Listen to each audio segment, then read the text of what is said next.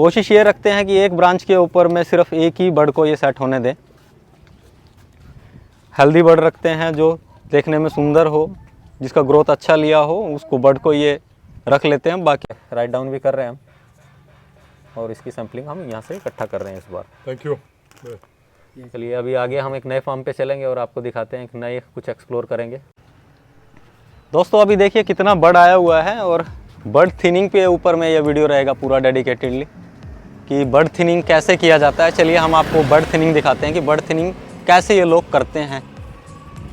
यहाँ देखिए कितना बर्ड आया हुआ है, एक एक ब्रांच के ऊपर में 8-8, 10-10 बर्ड सेट हुआ है। और चलिए आपको बर्ड थिनिंग दिखाते हैं, यहाँ बर्ड थिनिंग हो रहा है और कैसे ये बर्ड थिनिंग करते हैं ये आप इस वीडियो में जानेंगे। ये देखिए यहाँ बर्ड थिनिंग का ही काम चल रहा है पूरा।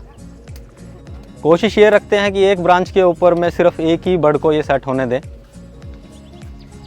हेल्दी बर्ड रखते हैं जो देखने में सुंदर हो, जिसका ग्रोथ अच्छा लिया हो, उसको बर्ड को ये रख लेते हैं। बाकी जो कमज़ोर बर्ड रहता है उसको सबको ड्रॉप कर लेते हैं। ये पूरी आप वीडियो में यही पूरा मैटर देख पाएंगे कि कैसे ये बर्ड थिनिंग करते हैं। ये देखिए, और लेकिन क्वांटिटी का ध्यान रखते हैं। अभी अगर बर्ड की क्वांटिटी अगर बात करेंगे तो एक पोल के ऊपर में करीबन 400-500 बर्ड आए हुए हैं, लेकिन आप यहाँ नोट कीजिएगा ये कितने बर्ड छोड़ते हैं। यहाँ 28 से 30 बर्ड छोड़ेंगे, यानी फ्रूट सिर्फ 25 से लेकर 30 के बीच में ही छोड़ेंगे। बाकी जो अंदर में जिसके ऊपर धूप नहीं जा रही उसको वो पूरा ही तोड़ देते हैं, उस ब्रांच पे एक भी नहीं रखते हैं।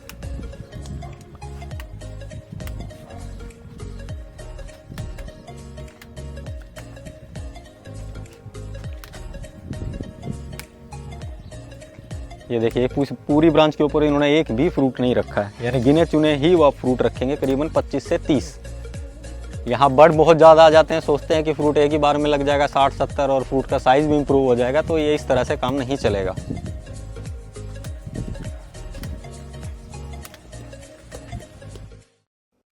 तो दोस्तों आपको समझ में आया होगा कि ये पूरे पोल के ऊपर प्लांट की एज मैटर नहीं करती। अगर 4-5 साल का पौधा है तो करीबन ये 25 से 30 ही फ्रूट को सेट होने देंगे, यानी उतने ही बर्ड रखते हैं ये। इसका कारण क्या है ये इतने बर्ड तोड़ने का? क्योंकि हमारी प्रैक्टिस तो ऐसे नहीं रहती है, हम मैक्सिमम बर्ड लेने की कोशिश करते हैं कि 50-60 फ्रूट लग जाए एक बार में। इससे हमारा एक इशू ये बनता है कि हमारे फ्रूट का साइज़ नहीं बनता। यहाँ वियतनाम में फ्रूट के साइज़ का ही पूरा मैटर करता है कि अगर फ्रूट का साइज़ अच्छा नहीं होगा, क्वालिटी अच्छी नहीं होगी, तो वो मार्केट में रेट नहीं जाएगा। एक तो रीज़न ये बन जाता है इनके जो बर्ड्स को रिमूव करने का, और दूसरा फ्रूट का साइज़ भी इन्हेंस होता है।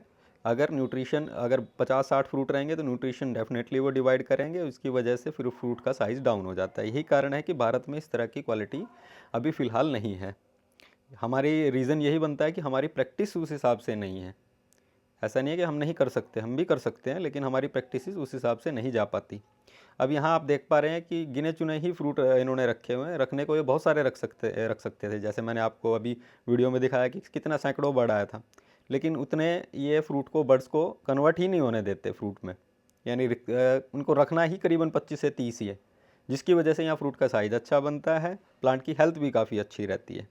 तो आशा करते हैं वीडियो आपको पसंद आई होगी, और मैं इसमें ज़्यादा वॉइस ओवर नहीं करूँगा। आप आगे इस वीडियो में देखेंगे ये मैन्योर किस हिसाब से लगाते हैं। काफ़ी किसान भाइयों के सवाल रहते हैं कि मैन्योर कौन सा लगाते हैं, तो इस वीडियो में आप देखेंगे मैन्योर कौन सा लगाते हैं फ्रूटिंग स्टेज पे। और बाकी एंड ऑफ द वीडियो में हम जो हमारे 15 किसान जो हमने सेलेक्ट किए थे इस बार, उनको हम जो हमारे जिंदू के 15 प्लांट थे वो इस बार देना चालू करेंगे।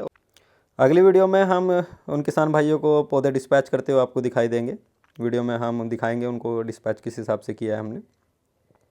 इस वीडियो में मैं ज़्यादा वॉइस ओवर नहीं करूँगा, और आप वीडियो को कंटिन्यू देखिए, आपको काफ़ी इन्फॉर्मेशन मिलेगी, और काफ़ी किसान भाइयों को जो डाउट होते हैं मन में मैन्योर से रिलेटेड, वो भी काफ़ी क्वेरी इनकी क्लियर हो जाएगी इस बार।